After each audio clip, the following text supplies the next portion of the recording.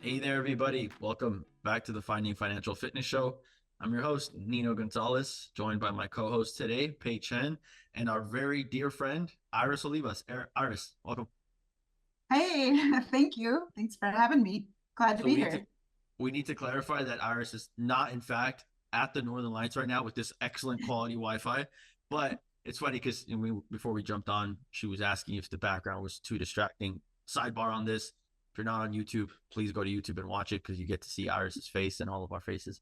But no, it's just funny because Pei had mentioned like your background should be a reflection of who you are. So we'll let you read into Pei's background a little bit and mine. We're not going to kind of go into it, but let's just say there's certain dictators and Julius Caesar had a very similar background to Pei. So I'm just gonna leave it at that. But The Marvel aesthetics. yeah, exactly. Oh my goodness. No, Iris, we're so glad to have you on. We've been talking about this for a long time. You are a culmination of what can be done if you're consistent and ambitious and hardworking, and you've reached financial freedom through the stacking method that we've talked about on this show. So it's one thing I always like to tell people this. It's one thing to just say in theory, like, here's what you could do, here's what possibly could happen. It's another thing when you're living proof of it. And Pay and myself obviously have reached that point, but it's nice to hear from people who have also reached that point and what it means to them. And so first and foremost, I know this was a relatively new thing for you. So congratulations and welcome to this new world. I know it's crazy when you have everything covered. So we'll dive into what that means to you. But let's talk about Iris. Who are you? What's your kind of medical background? What did you do prior to investing? Thank you. Thank you. Yeah, it is a really cool place to be now. So I am a medical laboratory scientist and I've been in my field for 16 years now. I love the lab. I really love yeah, just everything about it. What we do, drawing blood. I used to not like it, but I'm okay drawing blood because I'm pretty good at it. And then I know you don't like that pay, but I could draw your blood. You already see my blood draining from my face. You mentioned. And then yeah, so not just that, but like processing the specimens in the lab and doing microbiology, chemistry, blood banking, which is really important to issuing blood to patients and um, yeah, urinalysis. There's a whole bunch of stuff, but it's really cool science and technology, which is what I really love. Yeah. So let's see what else. I officially became job optional 3 months ago. 3 months ago. Wow. Congrats. Very, very awesome. Thank you. Yeah, it's really exciting. I don't know. I kept seeing like the light at the end of the tunnel and like the tunnel kept going and the light was right there and I was like not reaching it, not reaching it. And then finally it's like, yes, I made it. So much to unpack there. So let's kind of get into the mechanics because another thing that I really appreciate with you coming on is the fact that you're willing to be transparent. And again, we've mentioned that when we did a few videos showing different stack sizes and showing how it worked, but again in practice it's one thing to be able to see it on a whole different level. So talk to us, when did you get started with passive income stacking, and when you started, what was your stack size?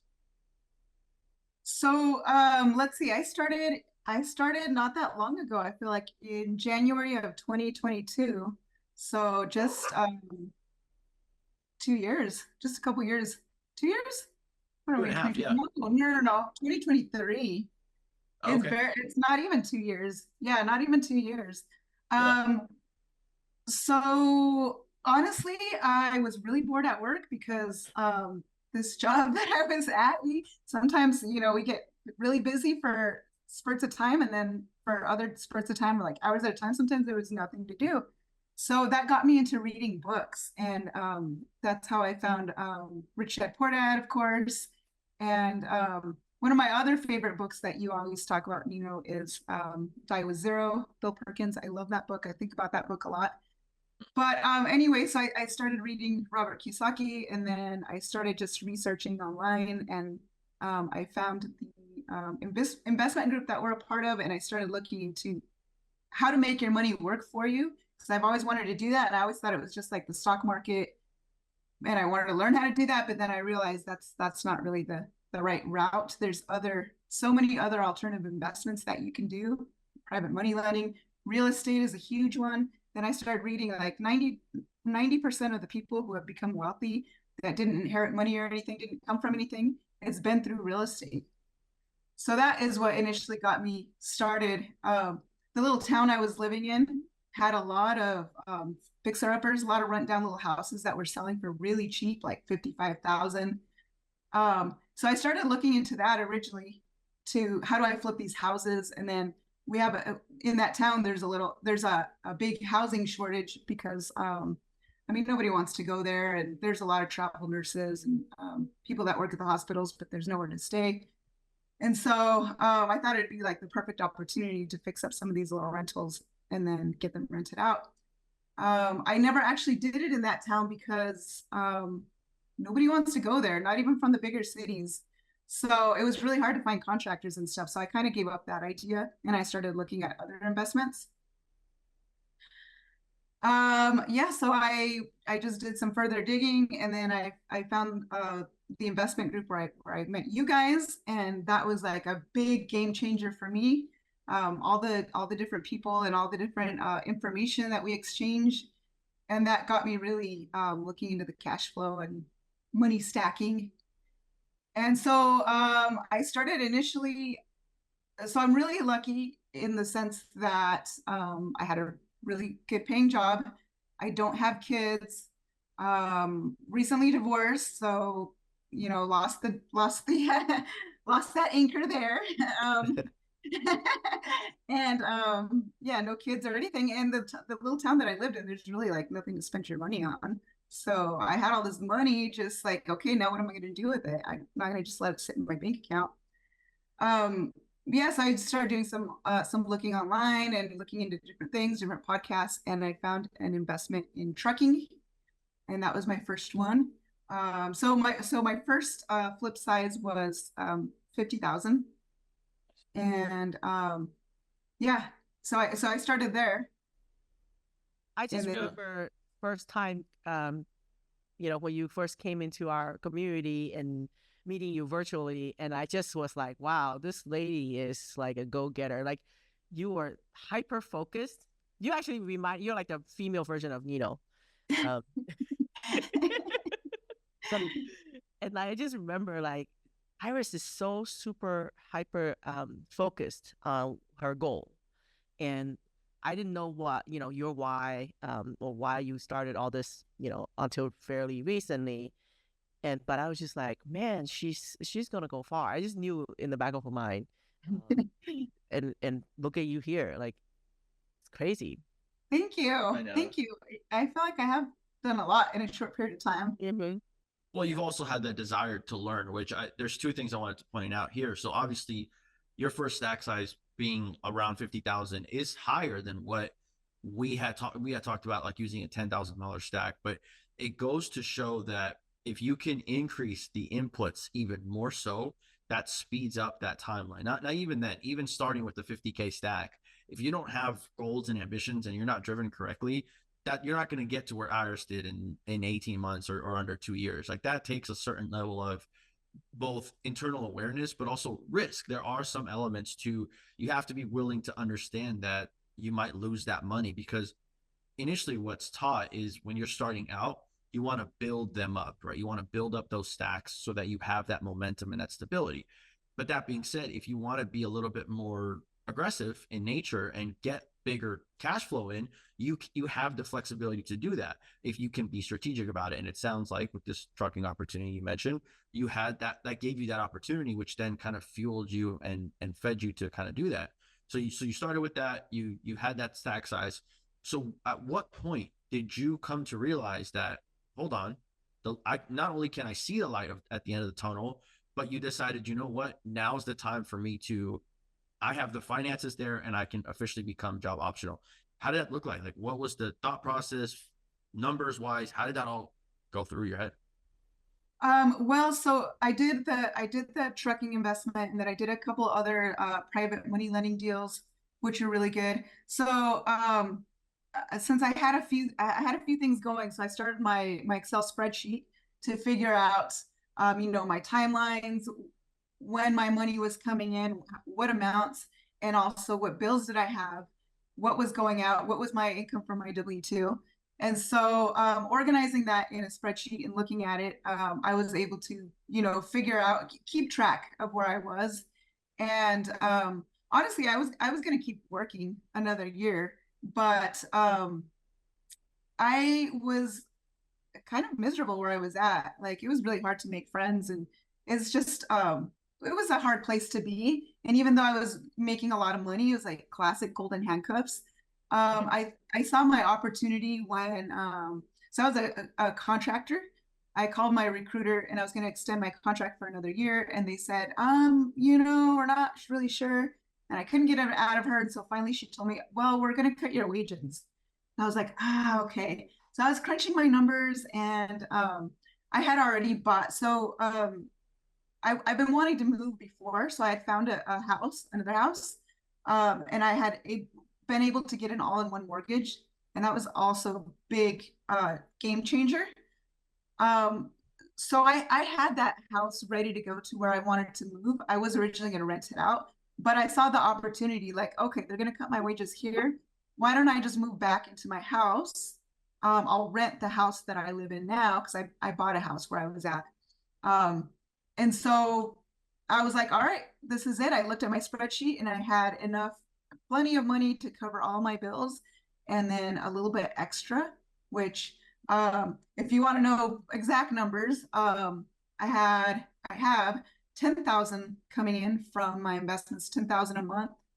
And from there, that covers all my bills because I do have, I leveraged. So I have some loans and stuff that I got to pay plus my normal expenses. But I still have another about 4,500 just money, like to do whatever I want with. So I was like, that's great. I don't have kids. I'm a pretty low maintenance person. I can definitely live off that. I mean, that number might be different for different people, but Sure. It works, right? You keep your expenses low, yeah, reasonable, while you increase your passive income coming in to the point where it covers your living expenses, and you got extra funds for fun, food, and fashion. yeah, exactly. Extra funds to play with, to go out, travel, invite my friends to dinner, and yeah, whatever. So I was like, all right, this is my chance. If I don't get out now, then when am I going to get out? What's the point? Where's the end point? How much is going to be enough? And so So I was well like, said. all right, this is it. I mean, that's so well said because that's something that, and you mentioned right off the top that that number might be different for different people, and there's nothing wrong with that. But if you can fall into the trap of continuing to almost fool yourself and say, no, that's not enough. No, I need more. No, I need more. And then you've gotten away from the hamster wheel of the corporate world, but you've created your own hamster wheel. And now you're just chasing more and more and more. And that's where I think you're embodying those die with zero principles that we had discussed multiple times Yes. on this book, is because you're at a point, and regardless of what age you're at, it's never too early, nor is it too late to start truly living your life. So I think that's awesome, and being able to just have that opportunity. But then now going into the next side of it is something that I think you experienced, something that I did and currently going through right now, the side of financial freedom that most people don't talk about. And I get it. I'll caveat here with, because most people don't have that opportunity to be financially free, that's all they care about. And they think that when they think financial freedom will solve their problems, that's an equivalent of saying money's going to solve their problems. And as we've mentioned on the show multiple times, money shouldn't be used to solve your problems, but money can be used to take care of things that will help solve your problems. So what I'm getting at is, you mentioned you reached out to me last week and you're like, man, I think I'm going to go back to work. Like, talk to me about this. Talk to me about what's going on in your mind about you've been financially free for 3 months. You've been doing your own thing. I know you've been coming to Houston a few times. Like, you've been living your life. So what happened? What's going on? What makes you think or have the desire to go back? Yeah, it's interesting. I went through several phases. So I mean, it's been an awesome 3 months, and I'm loving it. At first, and I was telling you guys about this. I think that at first, like the first, I don't know, the first month or whatever. I mean, at first it was like, okay, cool, I can do this for a long time. And then after a little while of not working, I felt like, man, I should be doing something more. Like, and then I started feeling guilty. And I started feeling guilty like Monday through Friday, like, I should be, what am I doing? And so I'm also part of a mentorship where we're looking for to purchase businesses. So I'm learning about buying profitable businesses, and that's been a really great experience. So I've been trying to focus on that and put more time into that now that I'm not working. But I'm admit that I am a procrastinator, and I feel like I need more structure in my life. I feel like when I was actually at work and I had like, a schedule, I was very productive when I wasn't at work, or even when I was at work too. Like I was doing stuff on the side for my side hustle, but also when I was home, I would continue to do that. But now that I've been home, I'm just like, I do whatever I want, get up, make coffee, like cruise around, just water the lawn like a retired person, have my coffee, you know, and I need it. And my days go by just so fast. And I love it. I love it. And I've been able to take some trips and go to Houston, go see you guys and go visit other friends. And it's been a lot of fun. But I also, so the reason I've been considering going back to work is, well, one, I need more structure in my life. I do. That keeps me more accountable. And also I have a lot of projects here at the house, this house that I just bought. I'm getting a tiny home put in, which is awesome. I can't wait. And the next month. So there's some stuff that I need to pay for. I'm getting a new roof on my garage and fixing the siding on one side because that's where my guests are going to be driving by. So it needs to look nice. And there's a few other projects that I have going on at the house. So with my cash flow that I currently have per month, it's not quite enough to get all that stuff done quickly because I'm kind of impatient. I just want to get it done. So if I go back to work, that'll be a good like little influx of money, and I can really get the ball rolling. I can get my stacks going again because I kind of did with the purchase of this house and the big move and everything, and quitting my job. I kind of slacked off a little bit on getting my stacks going. So I need to start that up again. But the beautiful thing is, it's at your pace, and you can choose. Like you don't even have to go back to full time if you don't want to, right? If you can go into a contract way of negotiating your hours so that you can have your structure, but then you still maintain your freedom and that extra time that you're freed up. It's just the flexibility that you're talking about is amazing, right? And because I think by nature you are such you're a learner. You just naturally want to learn about everything. Anytime there's a new topic that got brought up, you are always like, okay, I'm going to do some research. And you come back with a bunch of like ChatGPT research or whatever, right? Maybe not ChatGPT, but you actually do the research. And I just like, always just like, wow, where did she find all this? She's a good investigator, right? Information. Thank you. Yeah. So yeah, I think it's amazing to hear about like the ability to like utilize your time the way that you want versus being told what to do. Yep. And then you have to sneak in little things, like you can shift your priority that way. Right. So I was also considering, which I haven't found anything yet, but I was also considering like, okay, if I go back to work, maybe it should be something that I want to learn to do. Sure. Like, go work at a distillery and learn how to distill spirits or at a brewery and learn how to brew beer. That'd be really cool. I'd love to learn how to do that. And again, options, right? Flexibility. And that's not to say that, and I think that no matter what you do, there's always going to be an ever-changing goalpost, right? And maybe your plan now is, let me go back to work. I have a mission of building my stack size to X amount. Once my stack size gets to that amount, then I'm going to quit, but I'm going to quit this job. But then I'm going to start learning how to distill cocktails. And then from there, whatever payments come from there, because obviously you're working, so you're going to get paid, but you don't really rely on those payments to help fuel what you're trying to do. Right. And it's not to say that you could be, in your case, it was 3 months, right? Some people that might be 3 years for them where they're living that lifestyle and they're okay with waking up and living that retired life. but then they go back and they're like, you know what, 3 years later, okay, I'm ready to go back. I want to push that envelope a little bit more. I want to make more money because I want to increase my lifestyle. And I think what Pei alluded to was very well, is that you have that flexibility, right? That's all. It's time freedom. It's not necessarily financial freedom is the equivalent of time freedom. And we talked about this Pay at our potluck just over the weekend, of what that allows you to do. And at all ends of the spectrum, no matter where you're at, starting out or kind of at the end of it all, it gives you that flexibility. So I am curious, because you're like me in Pay, where you like to go all over and try different things, and you're trial by error, right? If something comes up, and by the time someone does their due diligence and they're 6 months into asking all of their questions, the opportunity's gone.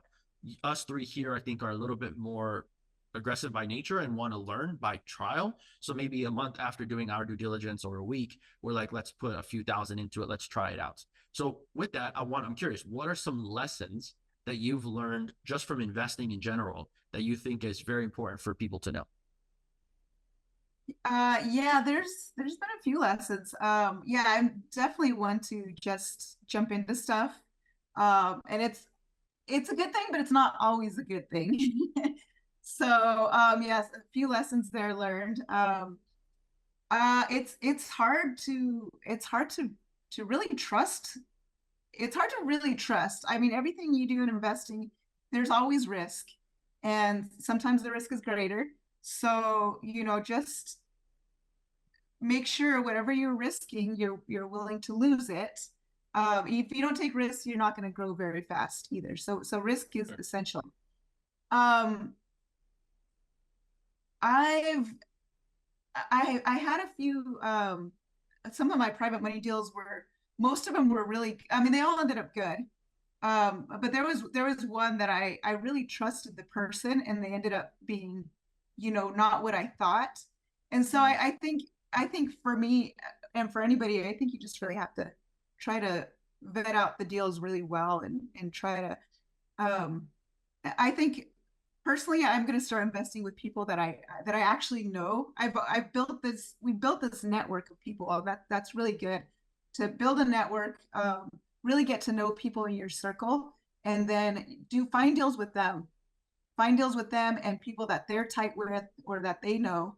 And that will kind of minimize your risk, I think. Yeah, and I think there's a big difference between like investing with herd mentality versus investing, like you are very good at it. This I noticed that you are very good at reaching out directly to the operator of whatever Yes. investment, and not just trusting the glossy brochure, or just trusting what the marketing that gets put out. Like you're very good at like, hey, I want to get to know you. Like you are willing to come down to Houston. Like you want to meet the people Yes. behind the curtain. And I think that I learned that a lot from you, actually. Just if they're legit and like good people, they shouldn't be afraid to answer questions directly or meet Yeah. and jump on a Zoom, you know? And I actually learned that, like courage to kind of reach out to people and talk to them directly because of seeing you doing it. So I'm grateful for learning that from you. Awesome. Thank you. Yeah, Yeah. I think it is super important to meet people, especially if you can meet people face to face. And then that way you can get a better feel for them and who they are, and their personality. And yeah, it's just, yeah, like you said, not just going by off a brochure or what other people said, that it's good. So we all jump in because everybody said it was good. And then that's how things go bad, Well, potentially. it also goes back to initiative, right? For you, you're taking the initiative to say, okay, because typically when you have a community, it's rare. There are times, but it's rare that you're going to have someone in the community who is also the operator. So oftentimes it's someone's bringing a deal that's from somebody else. And Right. while it's not to say you don't trust the connector or the person bringing the deal, but the questions you want to ask, you yourself want to go directly to that person, because then you can see how they respond to your answers or to your questions, and how their answers are based without, are they getting defensive? Are they very willing to talk to you? Are they saying, oh, don't worry about it. I can give you a great return. And that can, I think also from what I gather from you is you can go off of what's called gut instinct, where you can Yes. kind of say like, hey, I've talked to this person and I don't trust this person for whatever reason, or vice versa. Someone says, I don't like that person, and you're like, for some reason, I really trust this person, and that comes with experience. And sometimes you could be wrong, and sometimes you can be right. So I think because you have that personality that's so willing to just go out there and learn, because what's the worst that can happen? Like truly, what's the worst that can Right. happen if you don't take the initiative? Right. So okay, so now going into financial, you've reached, I would say, step one of financial freedom for you, whatever is step one. So knowing what you know now, right? You're going to go back to work. You have those plans. Well, what's your next ambition from there? What's the next goal that you're trying to reach, both from a stack size perspective and from a cash flow perspective? So next goals are, I think I really just want to commit to working for 1 more year. 1 year, I think will get me pretty far to where I need to go. As far as stack size, so I really reduced my stack. I started at 50, and then after I quit my job and I bought this house and some other things, I really had to downsize it. So I think now I'm at like 10, probably 15. But I think in a year's time, I'm not sure, but I think I can definitely go back to 50. I think I can with the all-in-one. I also have some IBC policies that I'm going to use as part of my strategy. Um, yeah, and the other main goal is, aside from stacking, is I really want to buy a business, a profitable business. I'm not trying to buy myself another job, but I want to buy a profitable business that I could put a manager in place, and that will really boost cash flow. I think that's key. So So so talking existing business that's already got like employees and whatnot, that type. Yes. Yeah, something that's already got employees, that's already making money. Maybe if I have to, which fully expect to have to work at it for a little while, maybe a year, maybe 2 years, really learning the business, learning all the financials, all the ins and outs, so then I could step away and put in a general manager in place who can run it for me. But so yeah, something that's already making money for sure. So what made you, because you've been dabbling in different investments, different criterias, what makes you feel like the business purchasing component is the route to go out of, maybe you could, because you mentioned, early in the show that the 90% of self-made millionaires have come from real estate. So what is it about business finance, buying a business, that you feel is kind of your main focus? I feel like I feel like buying a business is, I mean, real estate is awesome, and I'm still going to be collecting my pieces of real estate as I go, but it's also a lot slower. It takes a long time. Um, and I think buying a business is key to, I mean, it could potentially get you there a lot faster. Like if you buy the right business, that could be a game changer, and you can suddenly start, making pretty good cash flow. And then that will further propel, all your other goals, like your real estate. And, if you want to keep buying more businesses, that will really just skyrocket it, I think. Are you And it's, willing to share? Are you willing to share a little bit of what type of business that's kind of on your radar, or you're open yeah, to anything? yeah. I'm It's like, still no, these trying are to narrow mine. it down. What's that? I'm like, you're gonna say no, these are my businesses. Get your own. No, no, no, definitely not. Just No, give I our love talking listener a about little this. bit of tidbit of what. Yeah, yeah, please. I love sharing and talking about this. So I'm still trying to narrow down exactly what I want. For sure, like I know, like my mentor always calls these the pain businesses, because it doesn't matter if it's a recession, they're AI proof. COVID comes and goes. These certain businesses will always be needed, and those are in the trades like electrician, plumbing, roofing, or air conditioning, like the HVAC. All those are really good, and they make a lot of money. Personally, I'm interested in the money, but I'm not interested in it as like, that's my passion at all. Like, um, but you know, I would get into those. There was one that had been looking at that I thought was pretty neat, and it pays pretty good, and that's the septic pumping business. So that's definitely still on my radar. I think the installation of interlocks. If nobody knows, somebody out there doesn't know what that is, that's when you get a DUI, when somebody gets a DUI and they want to continue driving, they have to install a device in their car that gives them a breathalyzer basically every time, and it allows them to drive. And if the instrument detects that there's alcohol in the person's breath, then the car shuts down and it won't let them go. Anyway, I think that's a very good business to get into. That's something that unfortunately people do, and people will always get probably caught for. So that's another one on my radar. Also, drug screens, like for DOT. Yep.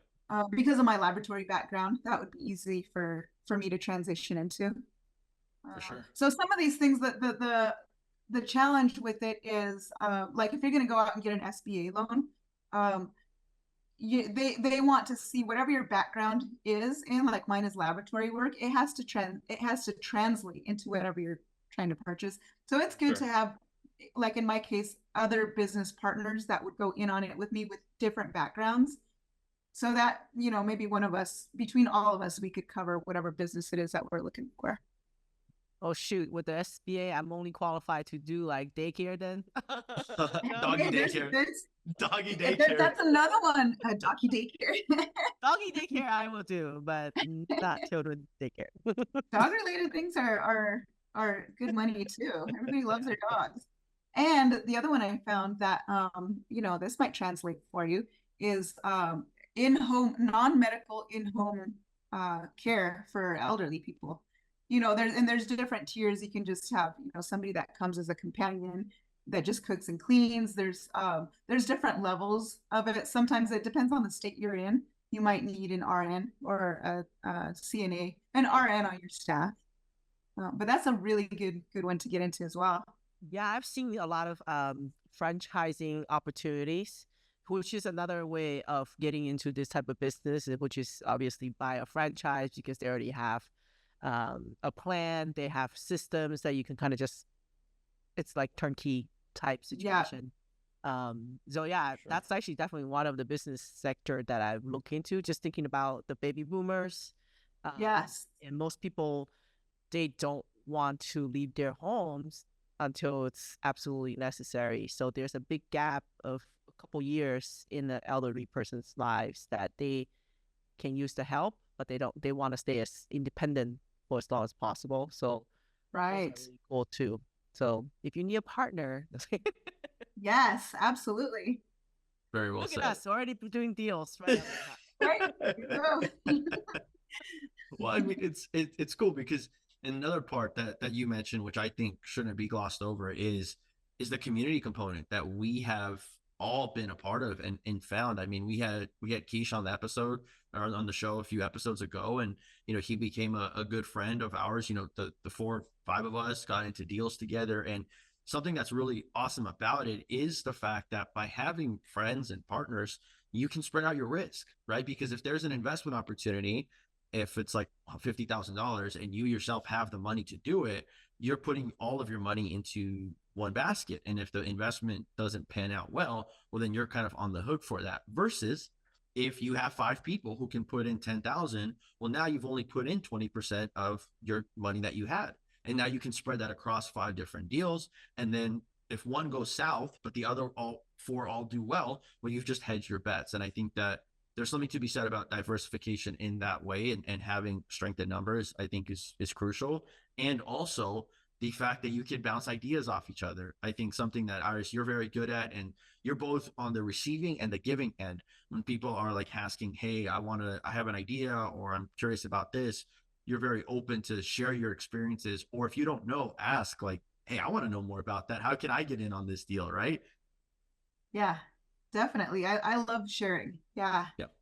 And I think we're all in this to kind of be able to grow together and adapt and kind of go from there. So I do want to mention, because you mentioned the Die with Zero book, and it sounds like part of the, like, you're almost in this thing called the productivity trap, which I find myself in as well. It's like Monday through Friday, and sometimes Saturday, and sometimes Sunday, if I'm being honest. But most of the days, it's like even though I don't have something to do, I feel like I need to be doing something because the whole world is doing something. And there's almost this like guilt of who are you to be deserving of this time that you have when there's people out there who are struggling, who are working harder than you, and yet you've been given this opportunity. And it's like this negative voice in the back of your head telling you you're not worthy, and you need to do better, you need to do better. Soon enough, you then start doing things for the sake of doing things. And then if you do that after one day, and then 7 days, and then a couple months, you realize time flies very fast. And when someone asks you, what did you do the last few months? Or how's life been? You're like, I don't feel like I'm doing anything, because you're just being productive for the sake of being productive. So, and I think that takes a level of introspection, which it sounds like you've reached as well. So how do you take that, but then also apply the die with zero principle, which is we're here for a finite amount of time, right? We're not here forever.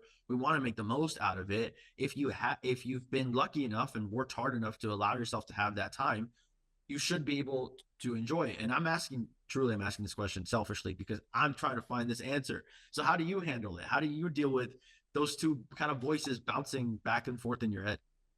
Right. Yeah, it's not easy because I definitely have that little guilt voice like you need to be doing more. Like, what are you doing? You're just so it's definitely a thing. So I think for me, I have scheduled several trips to Houston. I'm taking another trip to Austin pretty soon too.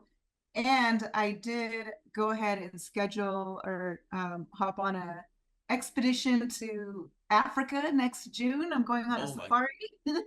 Oh my goodness. How cool.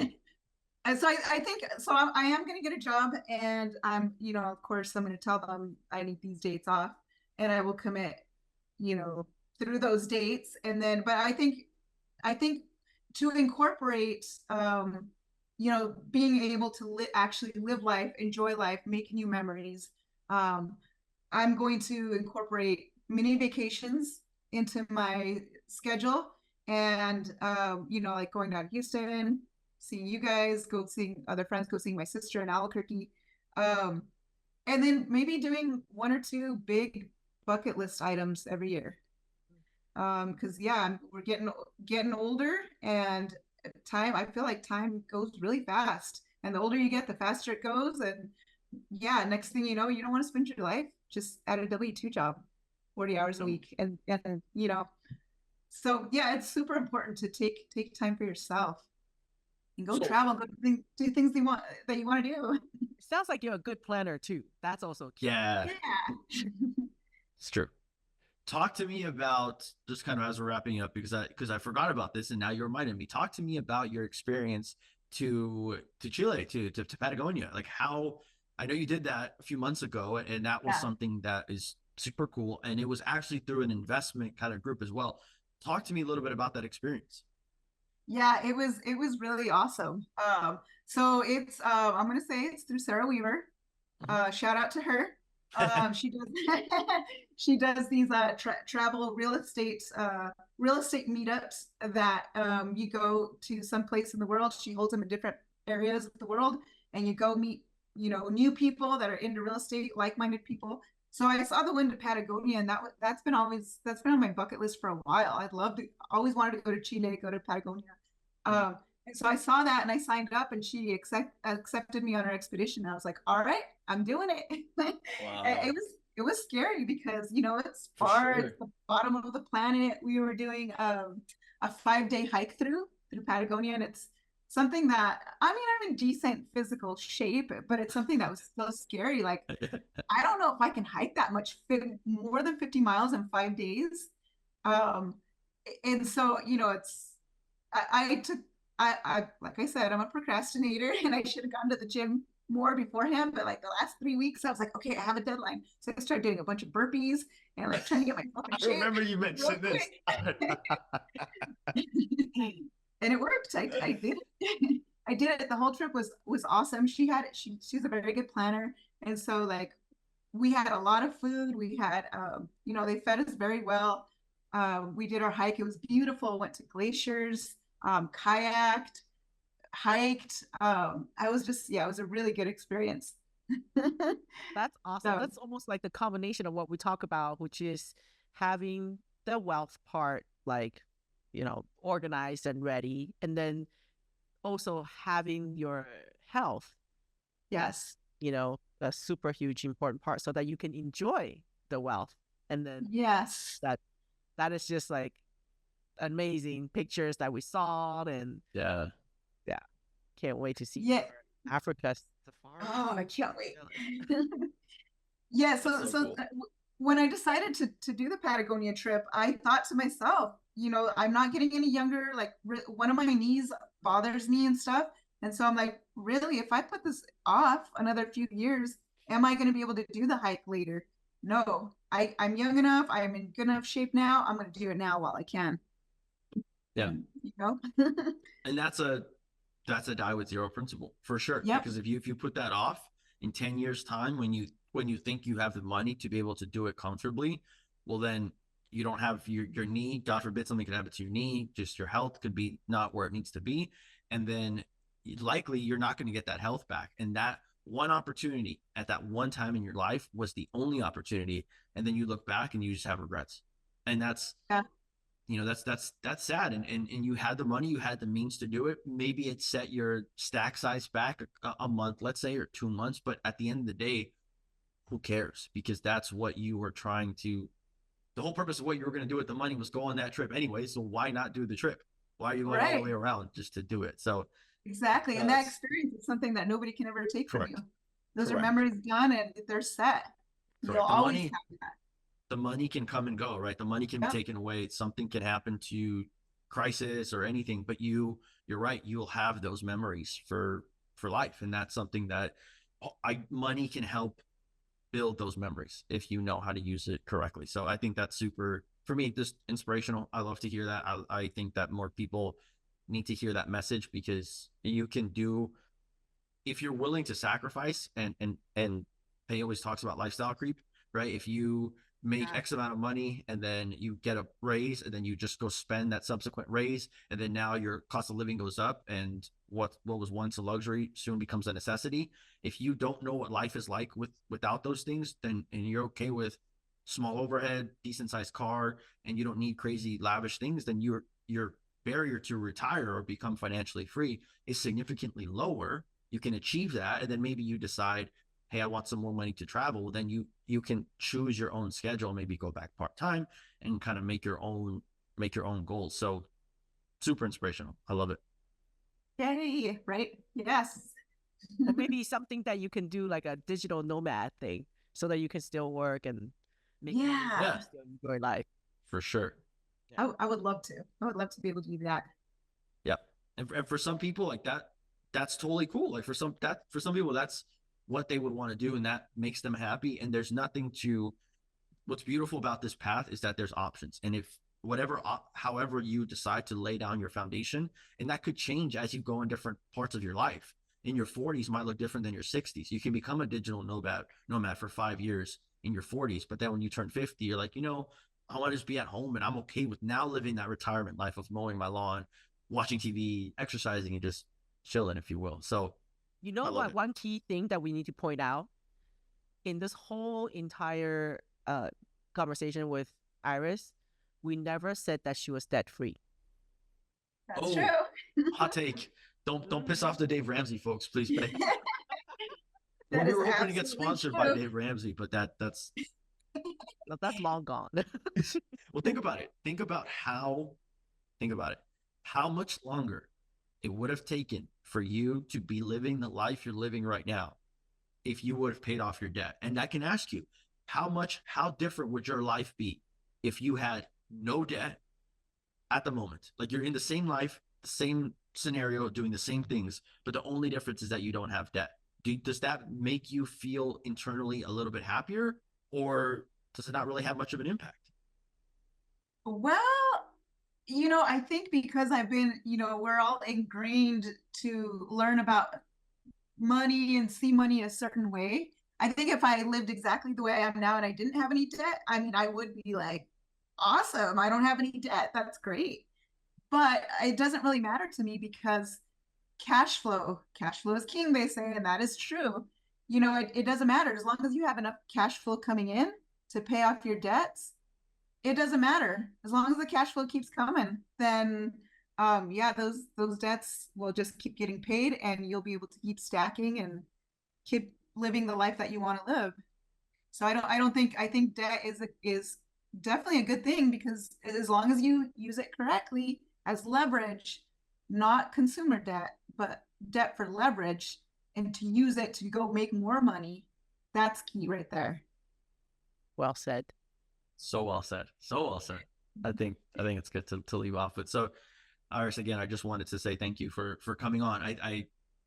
We both know, Pei and I, that you've been just an inspiration for people in the community, for us individually as well. And I just wanted to have people just hear your story because it's so realistic for people to achieve that. And although you had this entrepreneurial bug, which we always talk about, having this desire to just learn more, although you had that, somebody can do it while they're at work. Even if it means on your lunch break or after lunch or after work, whatever it is, that you can take the time to learn a little bit more. And I think just people listening to this podcast, if you're listening, then clearly you already have that niche. Maybe you're listening to this at work or driving home. You already have that idea. And hopefully this was another source of inspiration to show you that it's not just a method. Like the three of us are living proof of that lifestyle. And once you go this way, like you don't go back. You're never, just think about this. You yourself, Iris, are never going to have to live your life the way you did the last however many years you've been working. And that's amazing. Like you can't put a price on that. Yeah. I don't think you can. It's like the Matrix, right? You took the pill. Yeah, I've seen the light. I've seen the other side. I know what it looks like. I know that it's there, that it exists. I tasted it. I'm not going back. And anybody can do it. Anybody can do it. You just got to put the time in to learn how to do it, and it's possible. It doesn't matter how much debt you have. I mean, there's a way. There's a way out. There's hope. There's hope. And if you have questions, just reach out, to people, reach out and find out. Sure. Yeah. Okay, well, how did you do it? Yeah. And, one of the thing is be coachable. People tell you, people who's already done it, tell you what to do. You do it. You don't question. You don't go, yeah, but Yeah. Just want to put it out there. Yeah. You got to be a little bit of a risk taker as well. A little bit of a risk taker and willing to learn and willing to understand how to do it. Yeah. I do want to clarify with Dictator Pay's comment right there that it's okay to ask questions. You don't become successful without asking questions. So if someone is telling you follow what I'm doing and stop asking questions, you will want to ask that person a question. I'm just saying. So it's okay. It's when someone's willing to give up their time to then give you the tools, and then you just take the tools and you're like, well, this is great. And the questions you ask are like, yeah, but I need to have Netflix. Yeah, but I need my Starbucks. No. That's different. But if you have questions about the mechanism of what's going on behind it, by all means, ask those questions because it's sure you understand it. I don't want to get kicked off of YouTube or people that think oh, these dictators are telling us what to do with our money. It's all in good faith. That are sometimes, people phrase their questions. It's not really a question on what they don't understand. It's a question that they don't want to do it, but they're phrasing it as a question. So it's their excuse, but phrased with a question mark at the end. That's all. Well said. Yeah, but how much time is that going to take? Okay. If you really listen to it, that just means that they are already making an excuse. Oh, but I don't have time. Right. That's why I do this. Yeah. No, It's a mindset shift. Mm-hmm. Yeah. It's a mindset shift that people have to get into. And sometimes, I mean, you can be very resistant to that. Mm-hmm. Yeah.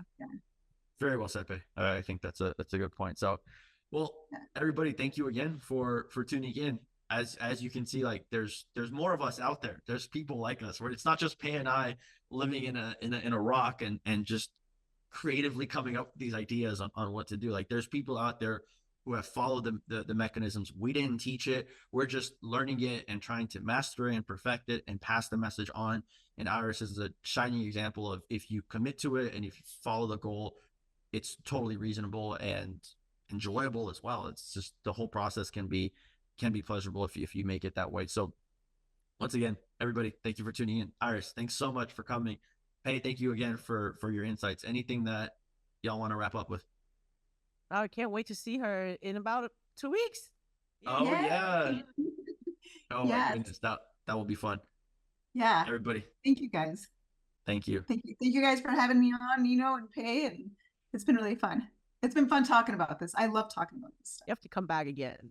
Yeah, Yes, I'd we'll love just, to. I mean, it'll be like an accountability thing. We'll just say, hey, we'll check in with you in a year's time and be like, how's everything going? You could be like, look, I've done X, Y, Z, this, and this, and all these different things. And I mean, that's cool, because then you can inspire others. And that's something that we're currently actively in the works about doing, like a real life case study with somebody who's just starting out, so we can track their progress through their multiple stacks and what that leads them to. So stay tuned for that as well. But once again, Iris, thank you so much.